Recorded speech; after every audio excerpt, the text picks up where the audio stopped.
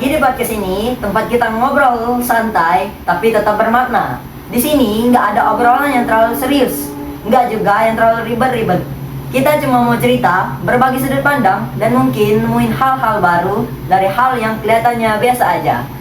Hari ini kita bakal bahas soal daerah, suasana, budaya, sampai cerita-cerita yang bikin kita sadar kalau setiap tempat punya keunikannya sendiri. Siapa tahu setelah dengerin ini, kamu jadi makin bangga sama tempat asalmu. Jadi, siap ya? Kita mulai obrolannya. Halo semuanya, perkenalkan, saya Siti Aziza dari SMP 1 Muara Enim. Kali ini saya akan mengisi podcast yang akan dikasih pertanyaan kepada saya. Oke, saya akan bertanya kepada Lili yang berasal dari Sukabumi. Hal paling bikin bangga dari daerah sini apa sih? Yang paling bikin bangga itu alamnya. Di Sukabumi ada pergunungannya, wisatanya, dan makanannya yang paling enak itu. Oke, kalau anak muda sana lebih suka nongkrong atau ikut kegiatan? Dua-duanya sih, banyak yang suka nongkrong di kafe atau tempat wisata alam lainnya. Tapi juga banyak yang di komunitas yang seperti pencinta alam atau komunitas motor.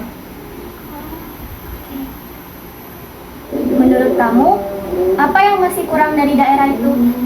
Mungkin dari segi fasilitas dan lapangan kerja yang masih bisa ditingkatkan biar anak muda enggak juga perlu jauh-jauh ke kota besar buat cari peluang. Tradisi atau acara apa yang masih ada atau sudah tidak ada lagi di sana? Salah satu tradisi Sunda yang masih ada itu Seren Tahun. Upacara budaya Sunda di Sukabumi juga masih kental. Apalagi karena masih bagian dari Jawa Barat, tapi di beberapa daerah ada tradisi yang mulai jarang karena pengaruh zaman modern. Oke, kalau makanan khas yang paling enak dan bikin kangen itu apa? Banyak banget sih, seperti mochi Sukabumi yang ikonik itu, terus ada nasi tutung oncom Surabi dan bandros amat. Mochi dari Sukabumi udah terkenal banget bahkan sampai keluar daerah. Lebih enak di mana kira-kira menurut kamu? Di Muara Enim atau di Jawa Barat? Kalau soal alam, dua-duanya punya keindahan masing-masing. Muara Enim terkenal dengan suasana yang lebih tenang dan khas Sumatera. Sedangkan Jawa Barat khususnya Sukabumi unggul di wisata alam, pegunungan, dan pertaniannya. Tinggal selera aja mau suasana yang kayak gimana. Giliran aku nih. Iya guys. Pertanyaan aku. Menurut kamu, jika ada acara-acara seperti 17 Agustus, Tahun Baru, dan lain-lain, itu bakal dirayain nggak? Menurut kamu, di tempat kamu itu? Pastinya banget dong. Perayaan 17 Agustus biasanya meriah dengan lomba-lomba warga tahun baru juga. Sering dirayakan apabila tempat wisata biasanya ramai banget.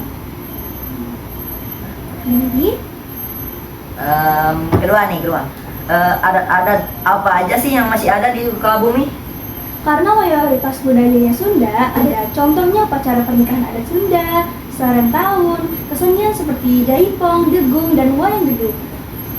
Yang terakhir.